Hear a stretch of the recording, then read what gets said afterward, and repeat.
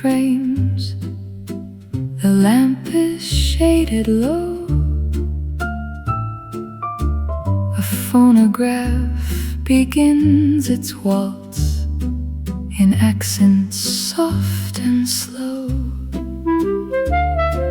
You draw my chair a little back and hold your hand to mine.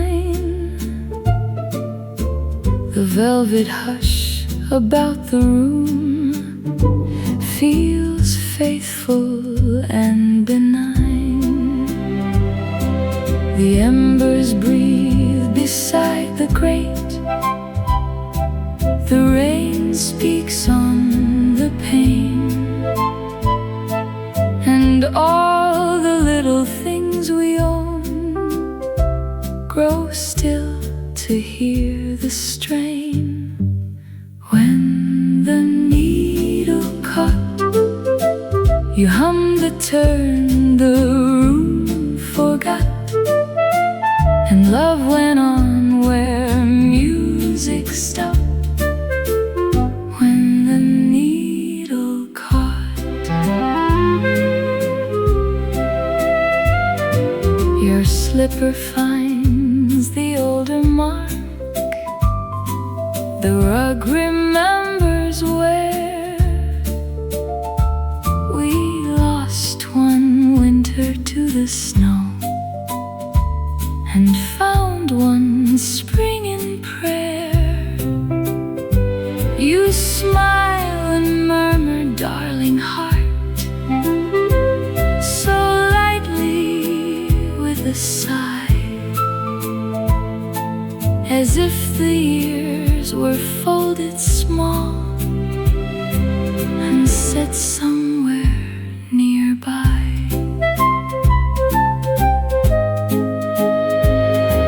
The record slips, then hesitates. One note hangs in the air. A little starlight from the glass falls silver on your hair. No grand serenade filled the stair. No trumpet knew our name. But when the phonograph let go, you never missed the frame. You only sang the absent beat, so warm, so sure, so slight. And in that borrowed thread of tune, you kept the whole room right. When the needle caught, you hummed the turn the room forgot, and love went on where music stopped. When the needle caught, the record thins to whispered dust. The fire withdraws to rose. Still one soft measure lingers on, where only starlight knows. And long after the last note fades, and long after the rain has talked, my heart keeps time to that small hum from when the needle caught.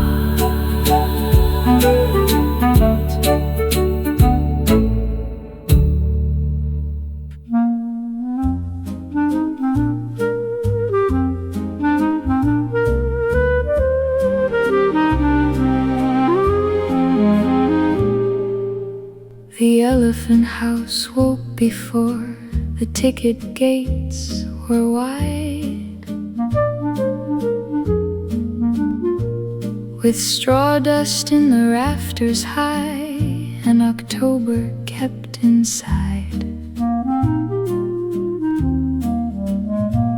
She came along the iron rail with apples in a pail, Her sleeves rolled back, her step so soft it hardly touched the scale. The younger ones were restless there. They swung their trunks for more. Their chains rang once against the posts. Their shadows crossed the floor. But in the farthest corner stall, where morning entered late, the old one stood and waited still beside the wooden gate. Half an apple later, when the noise had passed, she saved the sweetest broken piece and gave the old one last. Half an apple later, no crowd, no call, no claim, only one hand remembering who answered to a name. The keeper checked the water trough, then brushed the rope aside. A school bell rang beyond the park. The city stretched outside. She split one apple with her thumb, where age had made it brown, then held it up with patient palm and never hurried down. The old one took it carefully, as if the world were thin. Her great gray head bent lower there and trusted what was in. No one was there to photograph, no child was there to see. Only straw and iron hooks and one small courtesy. Half an apple later, soft beneath the rind, was not enough to fill the day, but more than being kind. Half an apple later, the house grew still and wide, and all that morning seemed to lean toward what she set aside. Some faith is made of larger things, of vows and bells and art, but some is kept in pails at dawn and carried part by part. The world may feed the young and bright and praise the quick parade, yet love is often what remains when something small is saved. The gate swung open, footsteps came. The children filled the sun, and in the corner, chewing slow, the old one kept that one.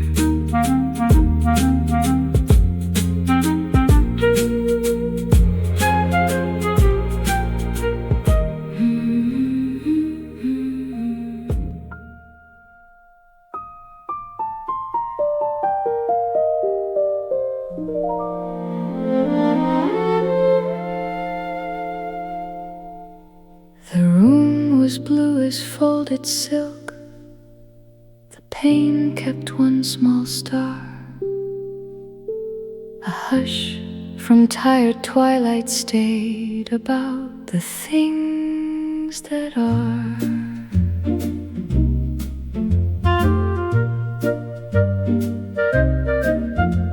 My brushes waited in their jar like guests who knew the hour. The floorboards held the last of night. The curtain bent and bowed. Below, a magnolia moved so lightly in the air. Its fragrance climbed the narrow stair as if to find me there. Then on the glass my silhouette grew pale and fine and mild, as though the morning entering had asked to be let in. Where the first light fell, the heart grew still enough to hear what night had left unspoken there. Where the first light fell, no footstep climbed the attic stair, no voice disturbed the room. Yet every jar and silver tray seemed listening in the gloom. A teardrop gathered on the brush, then trembled into gleam. Not sorrow fit for any name, but sorrow near a dream.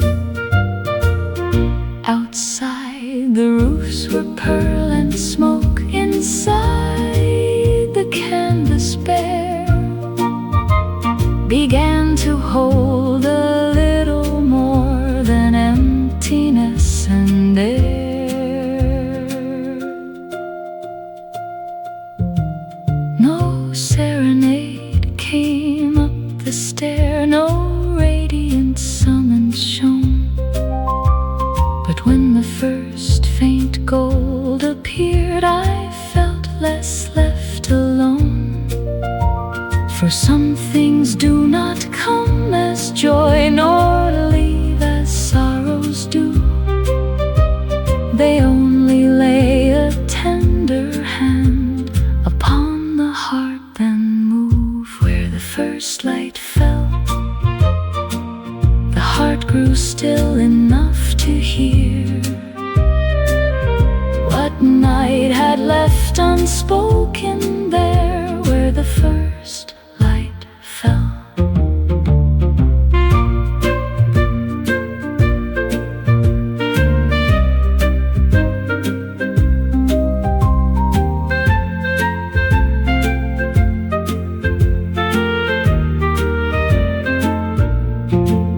The star went out upon the pane, the blue began to yield. I set one quiet color down, as though a vow were sealed. And long after the room grew bright and common day took hold, something in me stayed listening. Where the first light fell.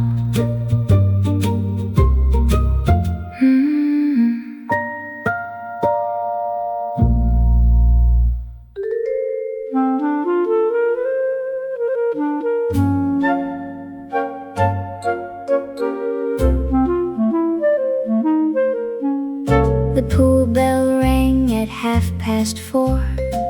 The whistles lost their bite, and July shone along the tiles in squares of watery light. She stood beside the towel desk there, with soap upon one sleeve, the wire basket stacked by number, the air too warm to leave. A boy came in with goggles lost, two sisters shared a comb. The lifeguard shook his canvas shoes and called the last ones home. Then near the bench, a little girl rose slowly from her chair, one rubber cap held in her fist, two bright new crutches there. Her mother reached to take her arm, the child pulled back with pride.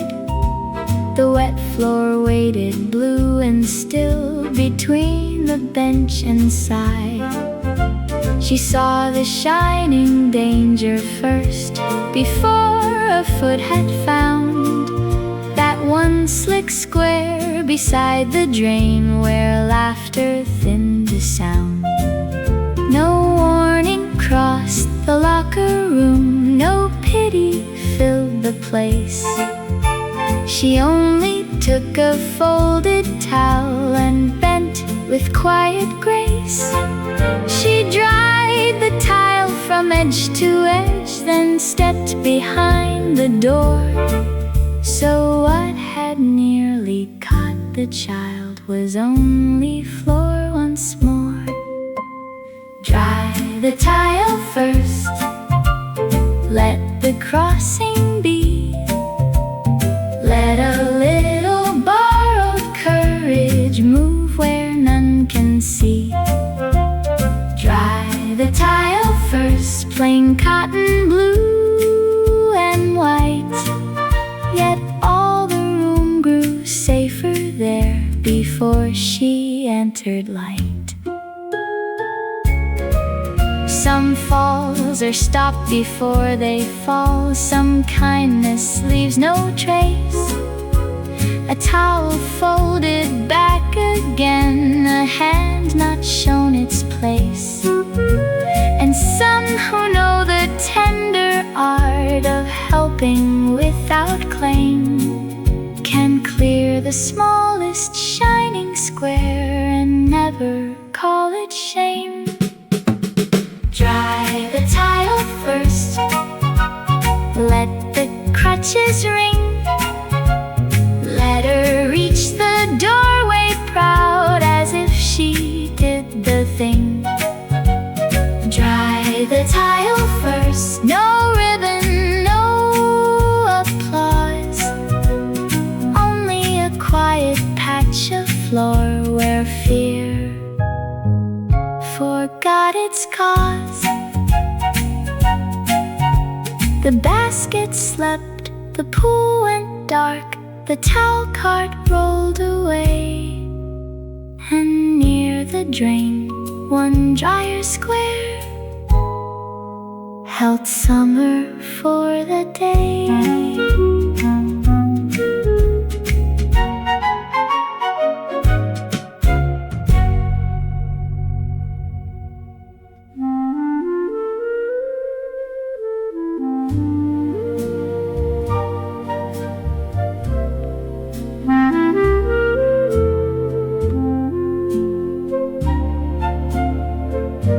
The town had shut its porches down. The courthouse gave one chime, and in the little exchange room, the cords hung still as twine. She sat before the switchboard wall with cotton at her wrist, a pencil by the message pad, her coffee gone to mist. The moths kept tapping at the shade, the fan turned slow and wide, and every sleeping house outside had wires at its side. Then one red lamp began to wink above the doctor's name. She lifted up the answering cord before the second flame. A woman's voice came thin with fear from 4 miles past the mill, and all the room around the board grew suddenly more still. Hold the line, hold the line. Nothing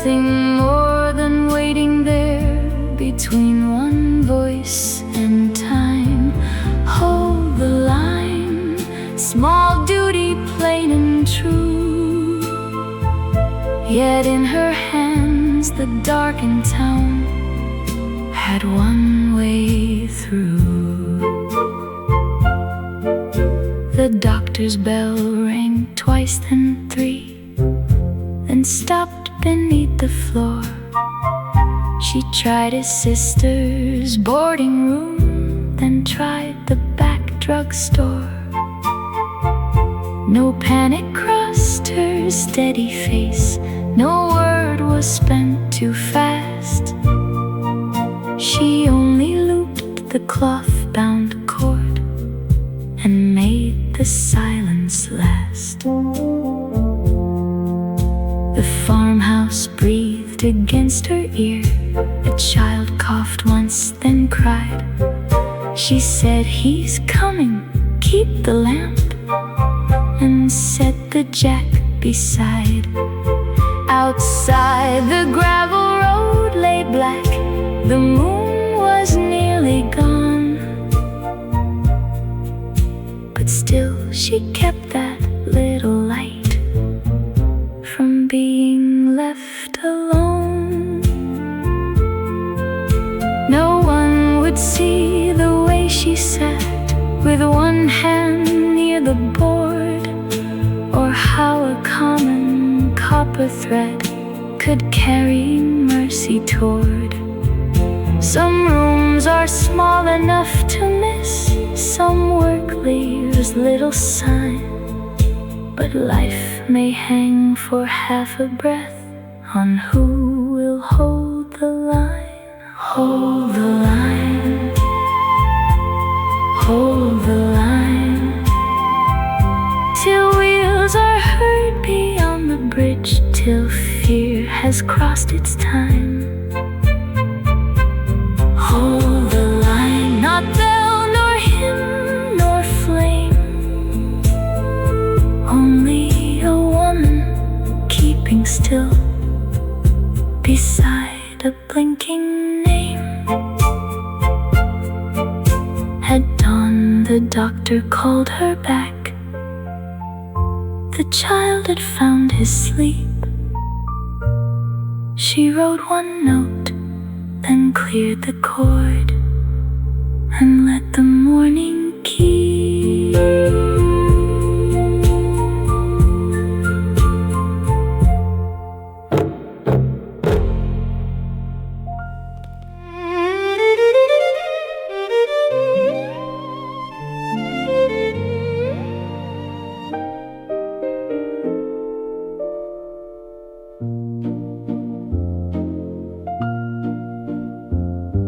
The rink had turned the windows white, the benches shone with cold,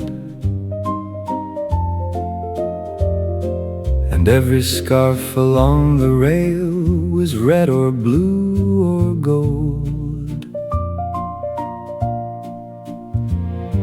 You stood behind the rental shelf with skates in numbered pairs, a pencil through your auburn hair, a mitten on the chair. The children crossed the rubber mats with ankles stiff and proud. Their mothers called above the band, the bright brass music loud. One little boy came limping back, his left foot pulled too sore. You knelt beside the wooden bench and said, "One loop looser." You did not laugh at how he frowned or hurry him along, You eased the lace beneath your thumb until the tight felt wrong. One loop looser, that was all you gave. Room enough for one small foot To learn how to be brave. one loop looser. I watched him find the floor, and thought how gently care can hold by holding not so hard. A girl spun twice and caught the rail. A whistle clipped the air, The coca cups went paper thin. with steam above the stair. You rubbed the blade with flannel once, Then checked the buckle pin and sent him toward the silver ink. to try the turn again. He fell before the second post. Then rose without a cry, You only raised your hand a bit. as if to tell him why. My own skates waited by the door, the leather cracked and worn, But I stayed near the counter still, to watch the afternoon. the band began a slower tune. The lamps came on in rows You tied another careful bow, and warmed your fingers close. One loop looser, nothing grand or wise, only space enough for pain. to leave a pair of eyes. One loop looser, The knot was still secure, yet something in the way you tied made winter less unsure. years may take the rink away, The heater, rails and song, the rented skates with painted marks, the mittens left too long, but not the lesson of your hands. plain as a working rule. What wishes to go farther must not be fastened cruel. One loop looser, Softly at the start, you gave the boy his balance back. and never called it art. One loop looser, I see it now and then, the kindest hold in all the world. let someone move again.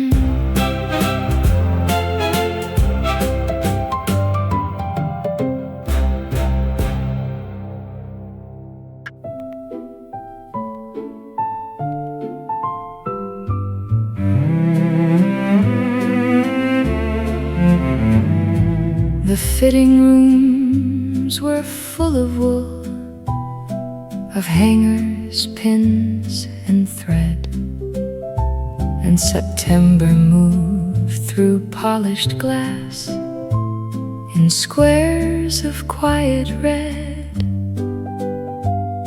She stood beside the curtain stall with chalk upon her sleeve, the paper tags in little stacks, too plain to make believe. A salesgirl crossed with hatbox cord, a bell rang lingerie. The elevator swallowed voices and carried them away. An old seamstress from the workroom came, her purse held with both hands. She had mended coats for 30 years and never bought that brand. The gray one fit her shoulders well, but when she faced the glass, the mirror caught the ceiling more than any life that passed. She did not say, "Stand straighter, dear," or smooth the woman's pride. She only touched the outer frame and turned one panel wide. The looking glass came lower than past lamps and painted trim, until it found the careful face above the collar's rim. The old one laughed beneath her breath, a sound half shy, half new. She touched the pocket with one finger, as if the cloth were true. No ribbon marked the moment there, no clerk looked up to see. A woman used to making clothes was shown what she could be. Some labor keeps behind the seam, behind the steam and shears. It hems the sleeves for other arms and disappears for years. But now and then a steady hand will change the angle small, and let the one who served the room stand bright inside it all. Turn the mirror down, let the face come through. Let the glass remember her as kindly as it knew. Turn the mirror down, not praise, not grand display, only a little dignity brought closer for the day.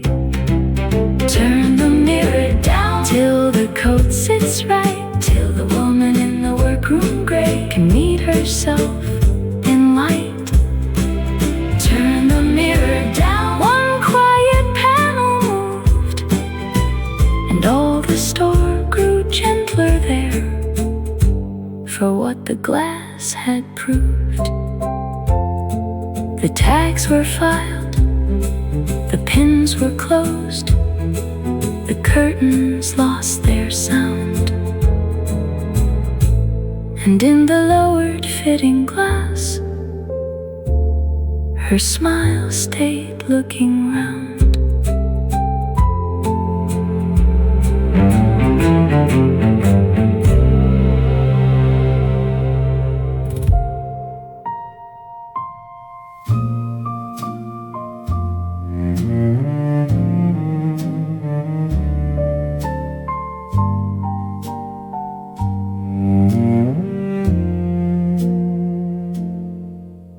The optician's bell had hardly rung, the streetcars thin toward 5, and dust along the counter glass kept little sons alive.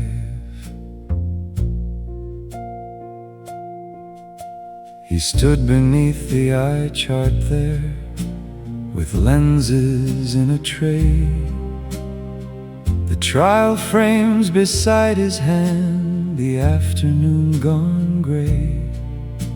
A schoolboy chose a tortoise pair, a clerk wrapped cases brown, and May leaned through the striped front shade upon the quiet town. She came in with her sewing bag, her thimble in one seam. She said the needle looked too small and tried to make it seem a thing that happens now and then, a nuisance, nothing more. But both her hands held tight around the handle at the door. He set the little silver frame across her careful face, then turned the dial lens by lens with unannouncing grace.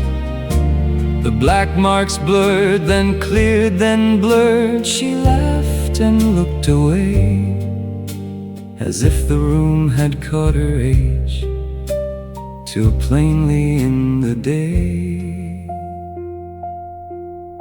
He did not say the years had come or ask how long she'd known.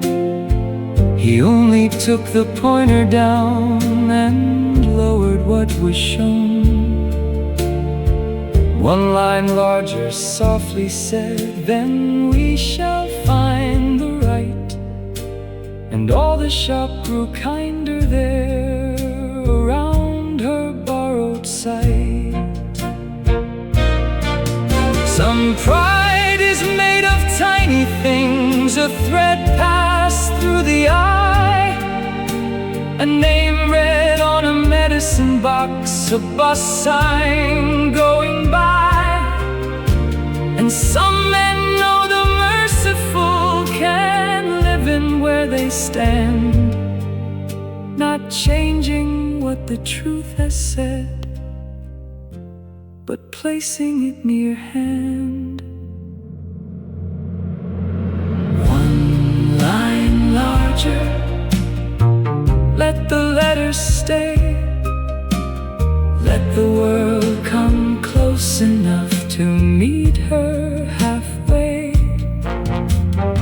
One line larger, plain black upon the white, yet something in her lifted chin returned into the light.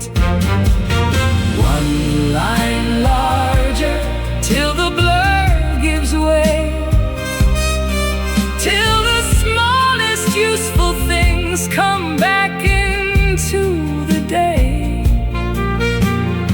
One line larger, no comfort spoken through, only a careful chart brought down where failing eyes could do. At closing time the case is shut. The pointer found its wall, and in the glass one lowered line still answered for us all.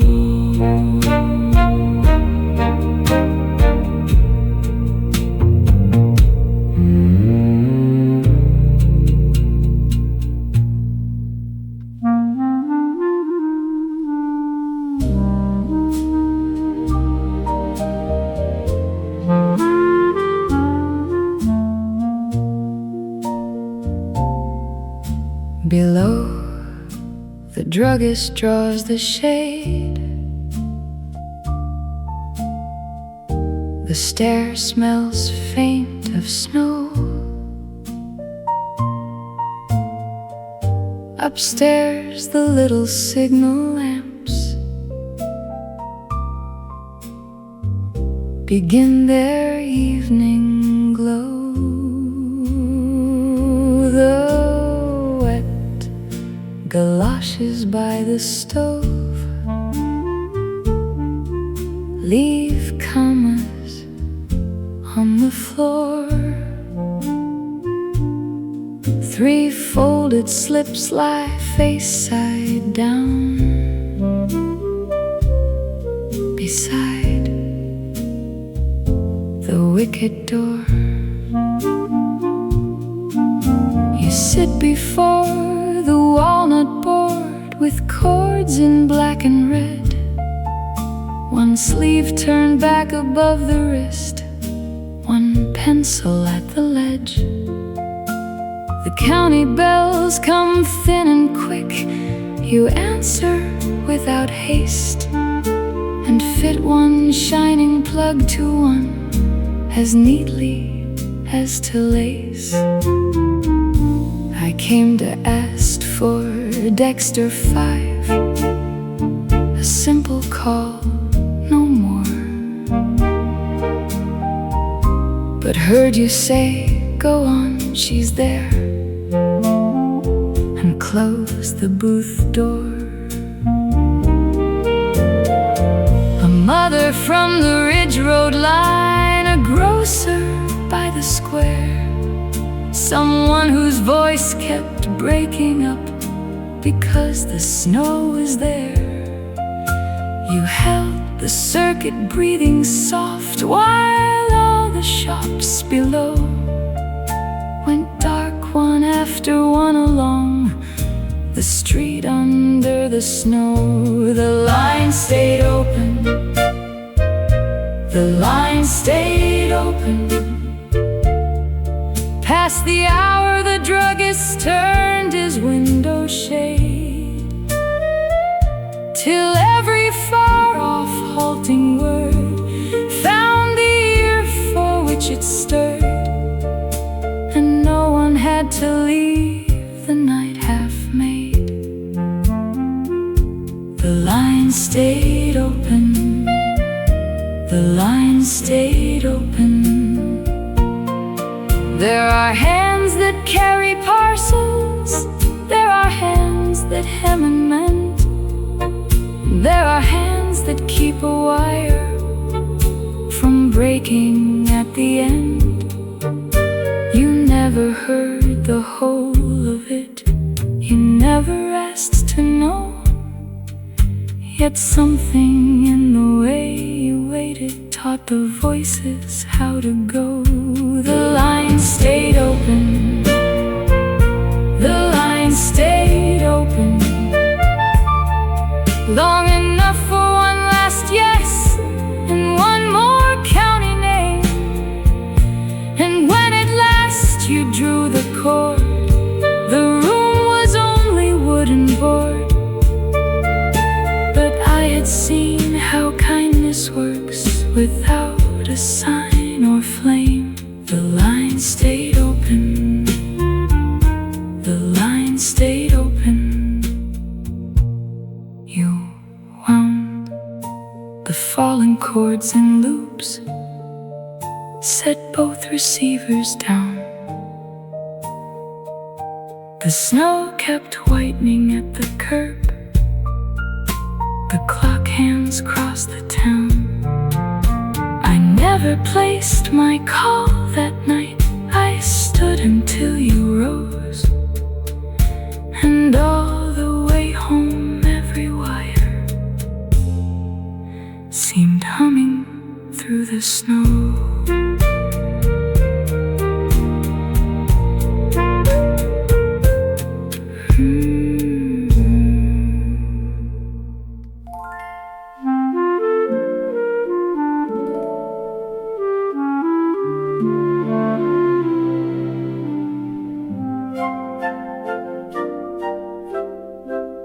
The dome was dark before the show, the seats held winter air, and on the desk beside the charts, the little stars lay bare.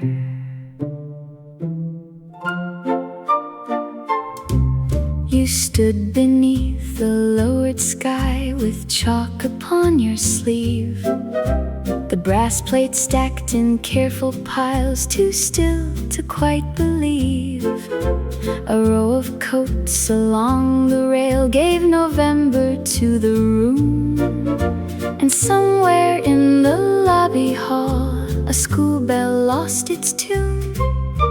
The children waited 2 doors down, their mittens in a heap, their voices bright enough to wake the painted heavens from sleep. You checked the map, then stopped your hand and frowned, but only slight, for Orion's belt was missing one small borrowed point of white. You found it near the projector base, no bigger than a seed, a white pin fallen from the sky where no one else would heed. You lifted it between 2 nails, then climbed the narrow stair and set it in the velvet dark as if it answered there. A boy outside began to ask if Mars was truly red. The usher hushed the waiting line, the clock moved on ahead. You stepped back once to judge the place, not proud and not for show. And all at once that paper knight had somewhere else to go. No one would know the sky had failed by such a little mark. The children would have watched the stars and never missed the dark. But there are hands that mend a world before the lights begin, and give the farthest things their names by putting small things in. Orion was missing, only one pale spark, only one quiet point of care against a borrowed dark. Orion was missing. You set the heavens true and made a room of waiting eyes look up because of you. Orion was missing, then found beneath your hand, not moon, not vow, not golden flame, but something made to stand. Orion was missing. I saw the lesson clear. A sky can turn more merciful when someone notices here. The lights went down, the children gasped, the dome began to glow, and in his belt one little star held all the dark in row.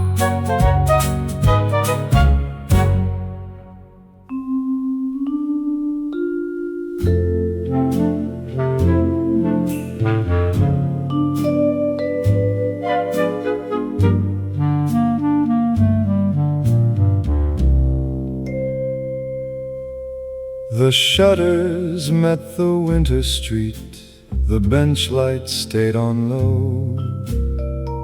One loop lay by the ledger line, one key beside the stove.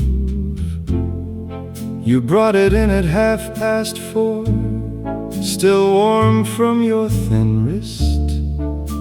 The clasp had failed, the minute stopped at 6:15. You said it's only a little watch, and smiled as women do, as if a thing that held your day could matter less than you. So when the shop was closed and dim, and every footstep passed, I wound it once and set it near, to hear if it would last. No vow was anywhere in that, no word I thought to start. Just your small watch, and after hours, the tick in the dark. Beneath an upturned jelly glass, it beat the counter thin. Among the springs and velvet trays and tiny brass within, I ought to have gone up to bed and left the lamp to die. Yet every little while I looked to see the hands go by. I only meant to make it right for Tuesday when you'd call. But all at once that patient sound outlived the shop and all. Some men keep letters in a drawer, a flower dry and stark. I only kept one borrowed watch and listened through the dark. By morning it had missed no step. The hands moved clean and true. I polished out the thumbprint there and wrapped it up for you. You said it's perfect now and smiled, then left before the spark. And all I had was one long night, the tick in the dark. The bench was bare by 10:30. The lamp had lost its gold. But sometimes when a room goes still and evening settles cold, I hear again that little watch take up its tender part, the sound of something not my own, still beating in the dark.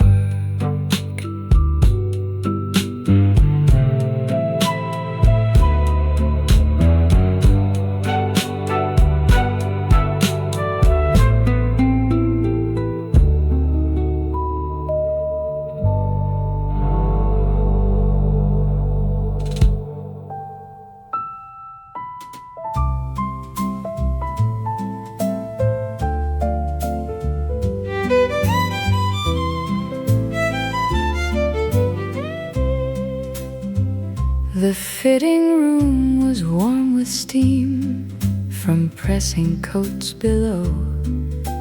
A row of pins in a velvet roll, 2 hats set by the door.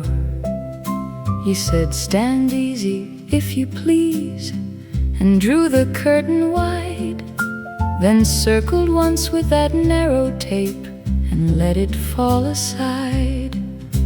The treadle slowed, the hall clock spoke, a buyer laughed downstairs. You brushed one thread from off my sleeve as though no one was there. When you took my measure, you did not speak of grace. You only marked the shoulder seam and looked up at my face. When you took my measure in that small upstairs room, the very air seemed cut to fit and leave the heart more room. Your chalk had paled your second finger, your cuffs were turned with care. You held the bodice to the light to find what pulled it there. Outside, the avenue changed its shift, the trolley bells came thin, and dusk laid one long panel down across your cheek and chin. You asked me not to hold my breath, not once to stand too grand, then fixed the hem with 3 small pins and steadied it by hand. When you took my measure, you never named a thing, only moved the mirror half an inch and straightened out the spring. When you took my measure with your pencil by your ear, I felt how kindly one might be without a word made dear. Years will alter cloth and fashion, raise and lower every line, take the little waist from one age and give the next new signs. But some hands learn a person truly by what they do not press, by leaving ease where ease is due and shaping nothing less. When you took my measure, the daylight nearly done, you left a basting thread of gold where 2 plain pieces joined.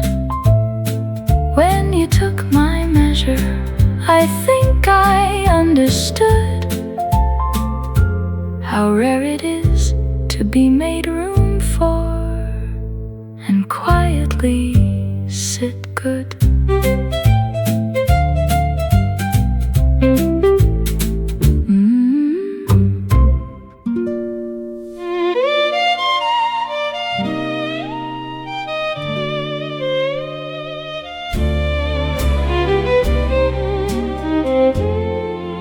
Before the sun had found the yard, the lantern by the tech room thinned. You laid the curry comb beside, one sleeve turned neatly at the wrist.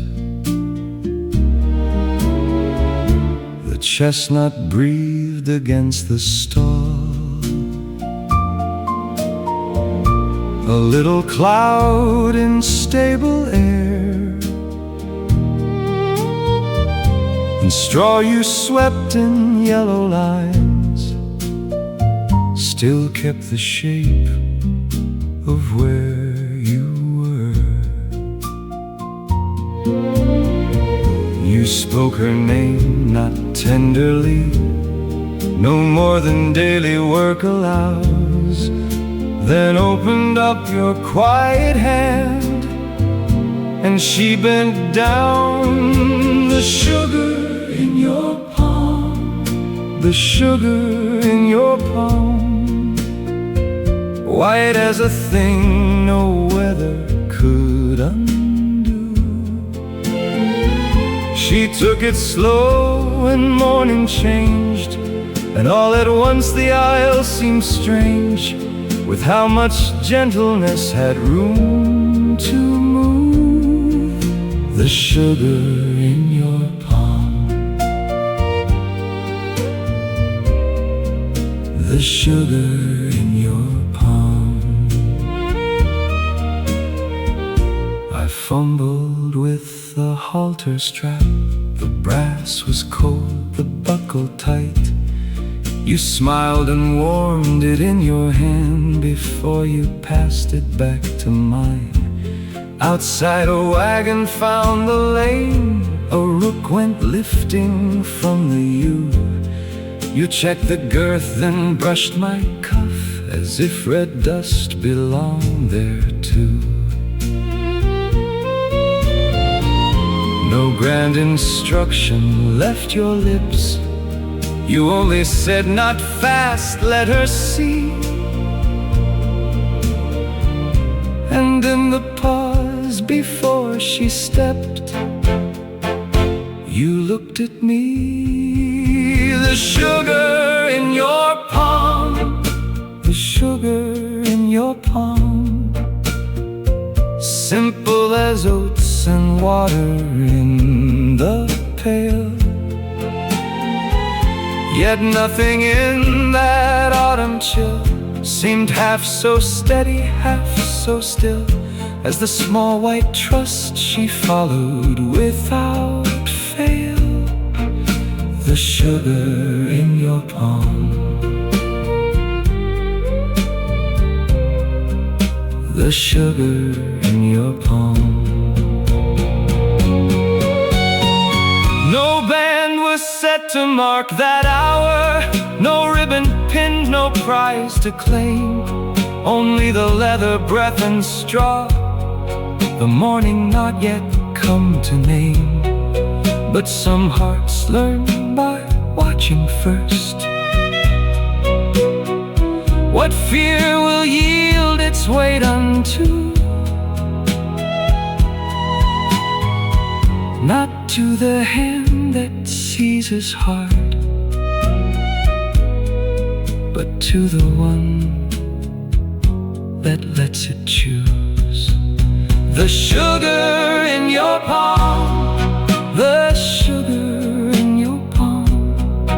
I see it now, whenever dawn comes cold and pale.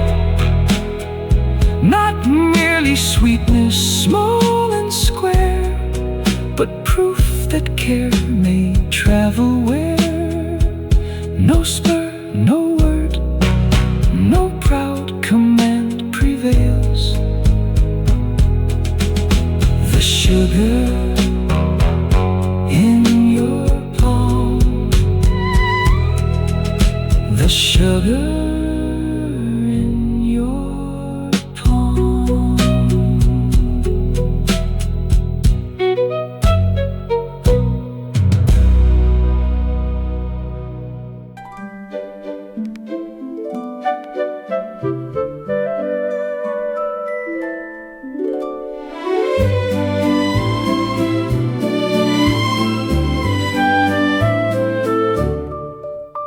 By 7, all the stools were filled with caps, lunch pails, and thread.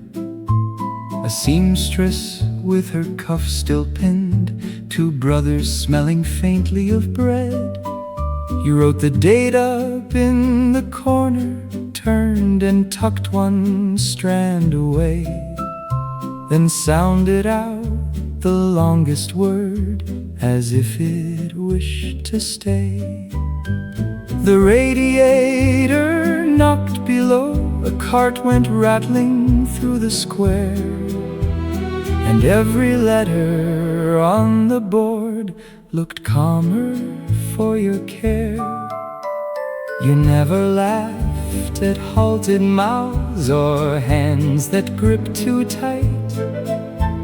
You only tapped the margin once and brought the sentence right. My pencil split, you crossed the room and lent your knife to me, then laid the shavings in your palm as neatly as could be. The lamp made islands on the desks, the window dull to cold. You said, again so quietly, it seemed to steady all the chalk on your palm, the chalk on your palm. White as the proof a hard thing can grow mild. You carried all evening's broken sounds and never made one feel like a child. The chalk on your palm, the chalk on your palm. I watched it shine when you lowered your hand, and thought there are some who teach the tongue, and some who teach a man to stand. Years may leave their sums unpaid, their rent due sharp, their winters long, yet one clear word correctly kept can set a crooked day less wrong. And what you brushed from off the board did not quite vanish with the line. It stayed upon your sleeve and skin, a little patience made visible. The chalk on your palm, the chalk on your palm, the chalk on your palm. After the copybooks closed and the last chair slid, you gathered the stubs in a tobacco tin like bits of faith from what the evening did. The chalk on your palm, the chalk on your palm. No jewel could have seemed half so fine, for I went down the darkened stairs with half your brightness on my mind. The grocer barred his lower door. The hallway smelled of apples and coal, and on the rail where your hand had passed, one pale mark rode with me home.